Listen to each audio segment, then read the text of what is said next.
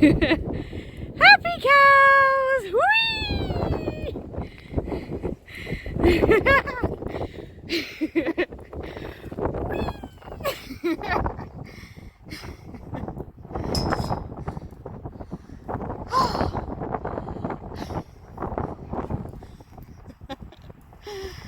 Oh, they're having a load of hay put in on this side today.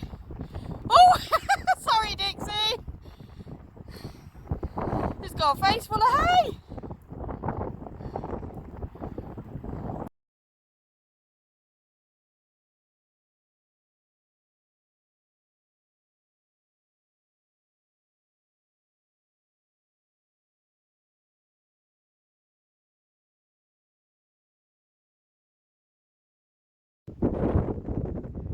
The boys are happy.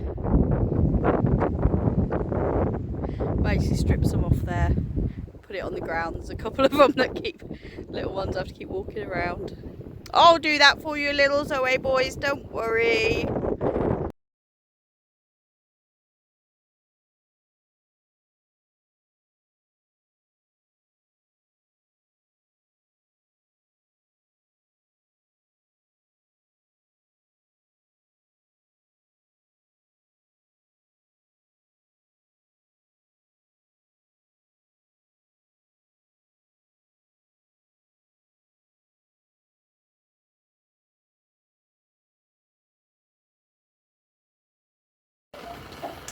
Those that don't know, I've had confirmed case of bird flu in Scotland. Now at the moment, they won't tell us where in Scotland. And you know, they're advising that you don't let your chickens mix with wild birds, because that's how it spread. Above the window, see just there, that little bit of daylight, strip of daylight there, I can't do it above the window. Wild birds come in there. They also come through the cracks, crevices between the roof here, going into the other barn. So I have no way of stopping my birds from mixing with wild birds. Now I've lost a few birds over the last month, and you know, I'm sure that people that know that are probably wondering if that's what it is. And also, I currently have Freaky, my black and white Polish cross hen, in the house because she had a respiratory infection. Now, the thing is, could it be bird flu? Could be. But one of the 4 chickens that's died had a post-mortem, and on the post-mortem they checked for that. And didn't come back positive, came back negative for it. However, that was about 3 weeks ago now. So of course I have in my head, am I going to lose my flock? Because if one gets bird flu, they kill the whole flock. You have no choice. And I understand it. I don't like it, but I understand it. Because the problem is, once a bird gets it, bird's then a carrier. So I'm out here every night checking my chickens. I'm out here every day checking my chickens. I don't want to lose my girls or my boys. Nom nom nom nom nom nom. Shop where we get all our animal feed from. Had a load of Christmas trees left over, so they let us have them. Hi Myrtle! They're all for the goats, they're having a great time. And all I've done is I've tied it up here. Attached it to an old nail up there, so it doesn't just get dragged around.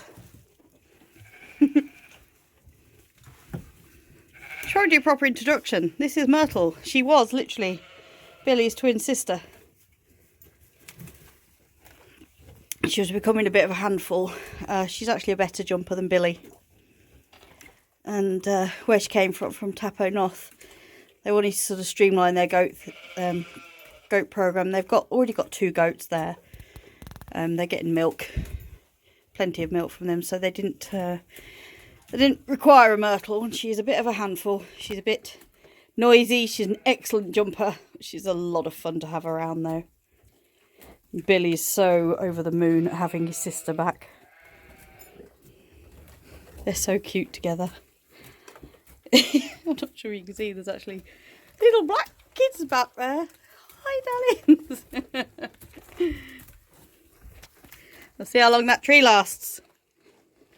I give it maybe an hour.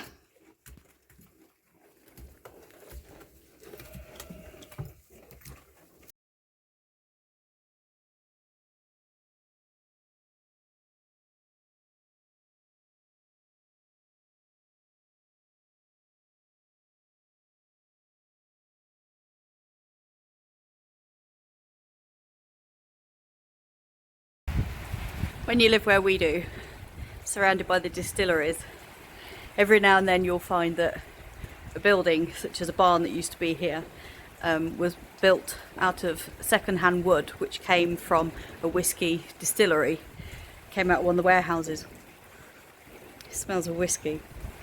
We've just been cutting this piece of wood up, and you can smell the whiskey as you're cutting it. Hear this noise? Pitch black outside. I lifted a hen who looked broody, see what was under her, and they've all started singing this "They're Gonna Kill Me" chorus.